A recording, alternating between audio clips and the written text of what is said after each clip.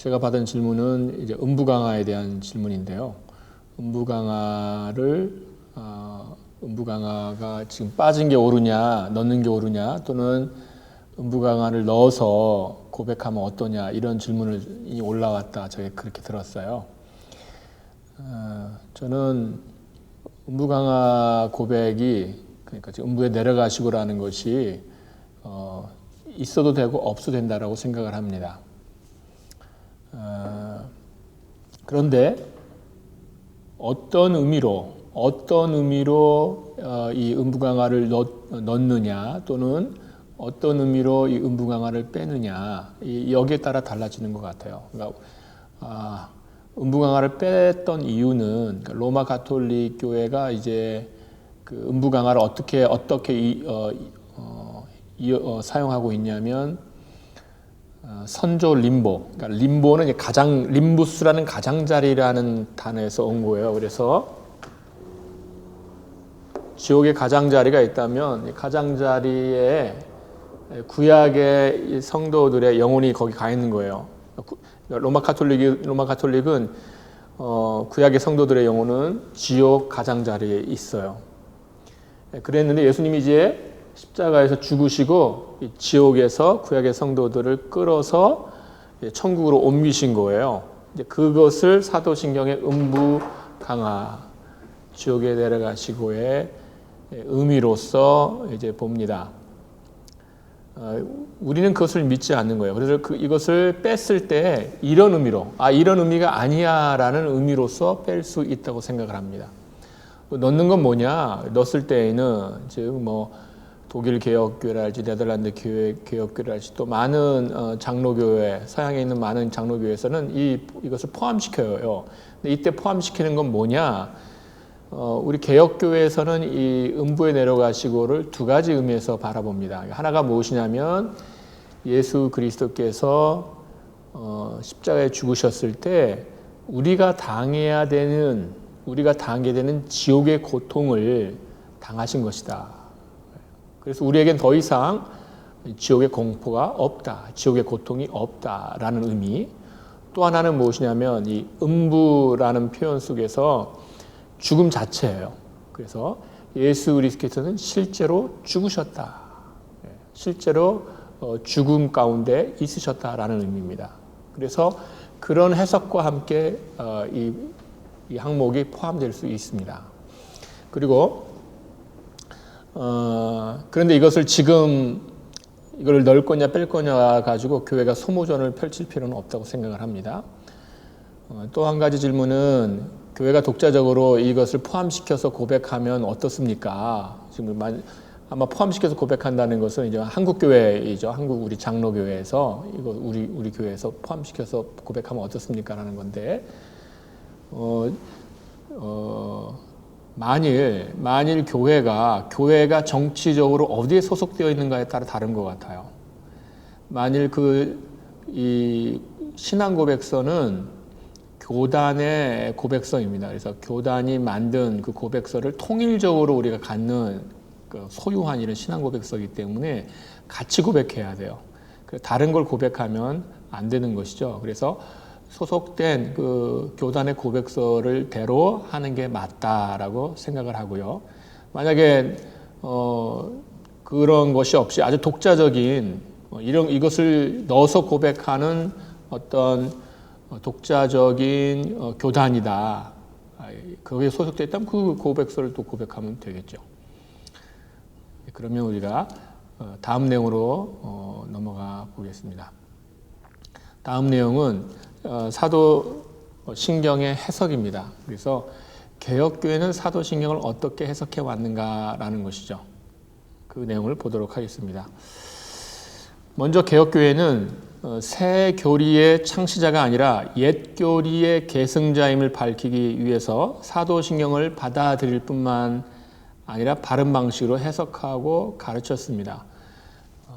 우리가 처음에 여러분에게 말씀드렸듯이 이 사도신경이 개혁교회가 이렇게 많은 요리문답서에서 해설하는 그런 요리문답을 포함시킨 이유는 무엇이냐면, 로마 가톨릭의 그 비판, 그 비난, 너희들은 새 교리의 창시자냐? 거기에 대하여 우리는 아니다. 교회가 가지고 있었던 그 내용을 똑같이 우리가 갖고 있다. 그걸 표현하기 위하여, 그걸 주장하기 위하여, 변증하기 위하여 사도신경을 요리문답서에 포함시켰던 거예요. 사도신경을 거기에 그리고 즐겨 해설했던 것입니다. 칼빈의 가장 유명한 저작이 기독교 강요이죠. 기독교 강요. 이 기독교 강요 초판이 1536년에 나왔는데 여기에서 이미 사도신경 해설이 포함되어 있어요. 왜 칼빈이 이 1536 초판에 사도신경 해설을 포함시켰을까요? 여러분, 기독교 강요의 그 서문에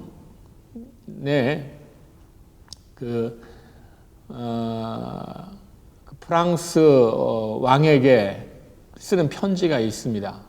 거기서 그 핍박, 여러 사람이 죽어가는 그 모습을 칼빈이 언급하면서 우리가 가진 신앙의 내용을 그럼 한번 봐라 하는 거예요. 우리가 어떤 신앙의 내용을 가지고 있는지 한번 봐라. 그 내용에 사도신경이 들어가 있어요.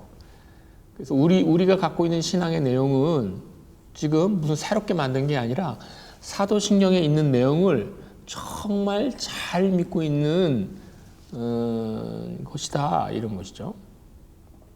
그래서 칼빈의 기독교 강요 초판, 또 제네바 요리문답서, 하이델베르그 요리문답서, 여기에 이런 사도신경의 의미가 담겨져 있습니다. 지금 이 제네바 요리문답서와 하이델베르그 요리문답서를 중심으로 우리가 사도신경을 어떻게 보았는지 아주 간략하게 보는 거예요. 간략하게. 나중에 우리가 이제 개혁교회의 그 신조들을 볼 때, 그 개혁교회 안에서 그 신조들의 내용이 무엇인지 볼 때 이 내용을 조금 더 구체적으로 볼 거예요. 근데 여기서는 간략하게 한번 어떻게 해석을 했는지, 어떻게 받아들였는지 우리가 한번 언급해 보죠. 여러분이 다 아는 내용입니다. 먼저 전능하사 천지를 만드신 하나님 아버지를 내가 믿사오며라는 우리가 그 고백이 있잖아요. 그 고백 전에, 그거 전에 사도신경을 어떻게 구분했는가인데, 제네바 요리문답서는 네 부분으로 고백을 했습니다. 그러니까 성부, 또 성자, 성령, 그리고 교회. 교회와 교회에 주신 하나님의 은혜에 대한 부분, 이렇게 해서 네 부분으로 했다면, 하이델베르크 요리문답서는 세 부분이에요. 성부 하나님과 우리의 창조, 성자 하나님과 우리의 구속, 성령 하나님과 우리의 성화. 그러니까 네 부분으로 본 것도 있고 세 부분으로 본 것도 있는데 이것이 큰 차이를 갖지는 않습니다. 각주 14번에 있는 카스파르 올리비아누스라는 분은 어떤 책에서는 사도신경 해설하면서 세 부분으로 나누고 또 어떤 책에서는 네 부분으로 나눠서 해설을 해요. 그러니까 이게 무슨 큰 차이가 있는 것은 아니다는 것이에요. 첫 번째 고백, 전능하신 창조주 하나님에 대한 고백. 이 고백에서 이 개혁교회는 이 전능하사 천지를 만드신 하나님 아버지를 내가 믿사오며라는 이 고백 안에 무엇을 담았는가 하면 창조 하나만이 아니라 섭리 그리고 작정까지도 담았어요. 그래서 하나님께서는 이 땅에 있는 모든 것을 창조하셨다.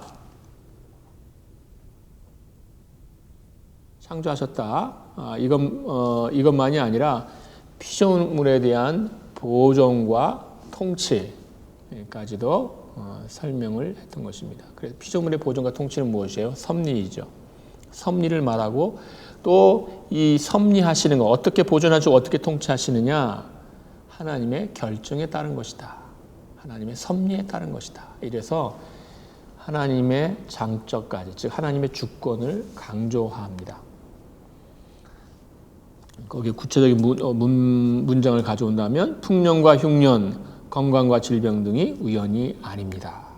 여러 위협과 역경에서도 하나님은 우리의 보호자이십니다. 또 신실하신 아버지십니다. 이렇게 말합니다. 그래서 하나님께서 어떻게 우리 아버지가 되시냐? 창조하시고 섭리하시고 우리를 지키신다. 이죠. 네. 지금 우리 환경, 지금 우리가 닥친 여러 가지 상황 때문에 마음이 불안한 분들도 계실 텐데 우리가 이걸 생각해야 됩니다. 이 세상 누구 겁니까? 우리 아버지 거죠. 지금 벌어지고 있는 일 다 누구의 통치 아래 있습니까? 우리 아버지의 통치 아래 있죠. 이런 단순한 좀 우리가 알고 있는 복잡하지 않아요.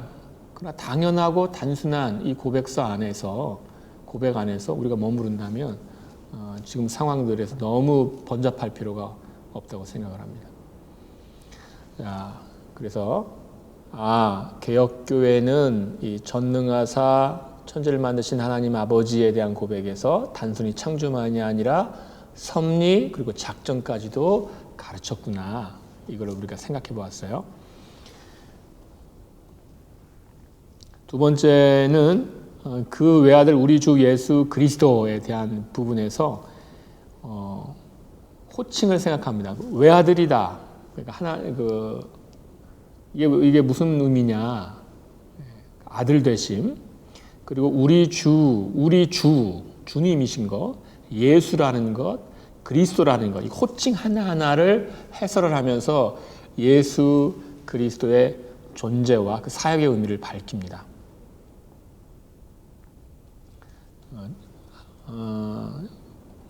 좀 흥미로운 것들 몇 가지를 가져온다면 예수. 여러분 예수가 어떤 의미를 갖죠? 구원자라는 의미를 갖죠. 구원자가 예수잖아요. 구약에서는 여호수아죠. 신약에 와서 예수인데 이 구원자라는 호칭을 말하면서 로마 가톨릭의 성인 숭배를 거절하는 해설을 하는 것이에요. 예수님이 구원자신데 유일한 구원자신데 왜 성인 숭배를 가져오냐 이렇게 해설하는 것이에요. 그러면서 로마 가톨릭에 반대하는 것이죠. 또 보면은 그리스도라는 호칭이 있어요. 그리스도 여기에서 그리스도는 기름을 붓는 거잖아요. 기름을 부음 받은 자, 그리스도의 뜻이잖아요. 기름을 붓는다는 건 뭐예요? 직무가 있다는 거예요. 직분이 있다는 거예요. 그럼 어떤 직분입니까? 선지자, 제사장, 왕의 직분을 가져요. 삼중직이죠. 삼중직을 먼저 이렇게 정리한 분이 누구냐? 칼빈이에요. 칼빈. 지금은 뭐 삼중직이 모든 신학에서 그리스도론을 가르칠 때 너무나 당연하게 사용됩니다. 그것을 칼빈이 말했습니다. 그리고 개혁교회 이 신앙고백서들 안에는 이 그리스도의 삼중직이 너무나 자연스럽게 해설이 됩니다. 그래서 그 삼중직을 통하여서 우리의 중보자 되시는 예수 그리스도 이것을 해설을 하죠. 그리고 이제 그 그리스도께서 나시고 고난 받으시고 죽으시고 묻히시고 무에 내려가시고 이런 비하와 그리고 부활하시고 하늘로 오르시고 우편에 앉으시고 그리고 다시 오시고 이 승기 그래서 비하와 승기를 한 항목 해설하면서 그리스도의 사역과 그 의미를 해설합니다. 음부에 내려가시고는 십자가에서 당하신 말할 수 없는 고통의 크기로 설명을 했고요. 개혁교회는 예수께서 지옥에 내려가셨다 이렇게 해석을 하지는 않았습니다. 아까 말씀드렸죠. 그리고 루터파와의 논쟁 속에서 개혁주의의 특징이 가장 강하게 드러나는 부분은 그리스도의 승천 부분이었습니다. 그리스도의 승천. 여러분 혹시 신학을 막 시작하신 분들은 루터파는 뭐고 개혁파는 뭐지? 루터가 종교개혁했는데 개혁주의는 종교개혁 아닌가? 뭐 이렇게 해서 약간 그러실 텐데 잠깐 설명해 드리면 종교개혁을 했습니다. 그리고 종교개혁 진영에는 두 가지 노선이 이렇게 분리하게 됩니다. 그것이 무엇이었냐면 루터주의, 그래서 루터 교회가 있고요. 개혁주의, 개혁교회가 있게 됩니다. 장로교회는 개혁교회 노선에 있죠. 칼빈의 제네바에 있습니다. 그 근원이. 그 둘의 차이가 뭐냐? 여러분 이제 처음에 치빙글리와 루터가 마부르크에서 만나서 회담을 하게 되는데 거기에 차이가 있어요. 무슨 차이냐? 성만찬에서 차이가 있게 돼요. 뭐 어떤 차이냐? 성만찬에 예수 그리스도의 인성이 함께하느냐 아느냐가 가장 근본적인 차이가 됩니다. 그리고 이 차이는 예수 그리스도의 신성과 인성을 어떻게 이해하는가에 대한 차이로 나아가게 됩니다. 소위 엑스트라 칼비니스트쿰이라는 용어가 있어요. 예수 그리스도의 이제 인성은 지금 어디에 계신가요? 예수의 인성은 지금 하늘에 계시죠. 개혁교회는 하늘에 계시다 이렇게 고백합니다. 루터파는 어떻게 고백하는가 하면 성만찬에 예수 그리스도의 인성이 있어야 되는 거잖아요. 그러니까 하늘에 있지 않아요. 하늘에 있지 않고 어디에 있을까요? 온 우주의 편재에 있어요. 그리스도의 인성이. 그래서 성만찬 할 때 이제 그 성만찬 요소, 즉 빵과 포도주에 그리스도의 인성이 함께합니다. 함께합니다. 그죠? 그게 뭐예요? 그것을 많이 들어보셨을 거예요. 공제예요. 공제설이라고 그러죠. 근데 그 논쟁이 이렇게 심각했어요. 그래서 이제 개혁파는 어떻게 했느냐? 그러면 인성이 하늘에 있다고 하니까 그러면 그리스도의 인성이 하늘에 있으면 너희들은 지금 이제 초대교회 레스토리우스 우리가 이제 봐야 되는 건데 초대교회 신조에서 너희들은 레스토리우스냐 신성과 인성을 분리했느냐예요. 우리는 신성과 인성을 분리하지 않아요. 즉 신성 하나님 되신 인성 사람 되심을 분리하지 않습니다. 그분이 한 분이신데 그럼 어떻게 분리되지 않느냐? 그러면 어떻게 분리되지 않느냐면 그 신성이 인성 안에도 계시고 신성은 어디에나 계시잖아요. 편재하시잖아요. 그러니까 예수 그리스도의 인성에도 자연스럽게 계시는 것이며 또한 인성 밖에도 계시는 거죠. 인성 밖에도 계신다. 그래서 엑스트라가 이때 사용되는 거예요. 인성 밖에도 계신다. 엑스트라. 엑스트라 인성. 그래서 인성 밖에도 계신다. 이렇게 개혁주의자들이 주장한 거예요. 그러니까 루터파가 뭐예요? 칼빈주의자들 밖에 있다. 그래서 엑스트라 칼비니스트쿰이 된 거예요. 이것은 조롱인 거죠. 근데 그 조롱이 바로 이러한 인성과 신성의 관계에 대한 개혁주의의 설명을 루터파가 엑스트라 칼비니스쿰이라고 이렇게 조롱했는데 그 용어가 개혁주의의 신성과 인성의 독특한 설명 방식을 칭하는 별칭으로 학계에 자리 잡게 된 겁니다. 그래서 우리가 엑스트라 칼비니스트쿰 하면 방금 말씀드린 이것을 말하는 것이죠. 이 내용을 이제 사도신경 해설하면서 하이델베르크 요리문답서의 그리스도의 승천 부분을 해설하면서 이 내용을 거기에 담습니다. 그래서 그리스도의 이 양성 문제를 이제 정리하는데 사주칠문에서 그리스도의 신성은 우리와 항상 함께 있지만 그리스도의 인성은 더는 세상에 계시지 않다. 그러니까 신성은 우리와 함께 있지만 인성은 더 이상 세상에 있지 않다. 인성은 어디에 있어요? 하나님 우편에 있는 것이죠. 하늘에 있는 것이죠. 따라서 그리스도의 인성이 온 우주에 편재한다는 루터파의 이해를 거절합니다. 그래서 48문에서 그리스도의 위격적 연합 아래서 그러니까 위격적 연합이란 무엇이냐? 위격적 연합이란 무엇이냐 하면 그러니까 인성이든 신성이든 한 위격 아래 하나의 위격 안에 한 분이셔야 되거든요. 그래서 있다라는 것이죠. 그래서 사도신경을 해설할 때 개혁교회는 이렇게 설명을 했던 것입니다. 제네바 요리문답서와 하이델베르크 요리문답서는 둘 다 이제 교회에 관한 고백을 예정과 연결시켰습니다. 그러니까 예정이 뭐냐 이렇게 그 단독적인 질문으로서 고백하고 설명하는 방식으로 예정을 고백한 것이 아니라 교회를 미사 오묘의 그 교회를 해설하면서 여기에서 예정을 말해요. 제네바 요리문답서의 경우에 영생으로 정하신 택하신 무리 이렇게 해서 교회를 말하고요. 또 하이델베르크 요리문답서에는 영생을 위하여 선택하신 교회를 온 세상으로부터 처음부터 지금까지 부르신다. 성령과 말씀을 통해 모으신다. 이렇게 하이델베르크 요리문답서는 고백을 합니다. 그래서 그 근원을 교회 고백을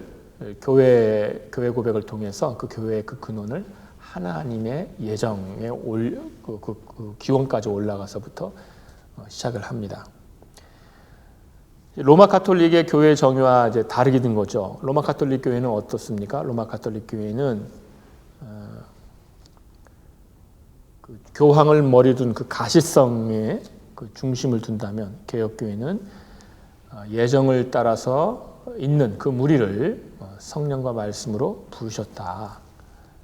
그렇게 부름받은 자들의 모임이 뭐냐? 교회다. 이렇게 고백을 합니다. 죄사함에 대한 고백에서도 이걸 해설하면서 죄사함이 뭐냐? 공로에 의한 용서가 아니라 그리스도의, 그러니까 인간 공로예요. 인간 공로에 의한 용서가 아니라 그리스도의 공로에 근거한 하나님의 철저한 은혜다. 이렇게 강조합니다. 그래서 죄사함을 말할 때 종교개혁의 입장을 분명히 밝혀줘요. 그래서 해설해 보면 하이델베르크 요리문답 해설해 보면 믿음 자체도 공로가 아니다. 이렇게 말합니다. 그리스도의 공로만으로 우리가 의인이 됨을, 그 이신칭의를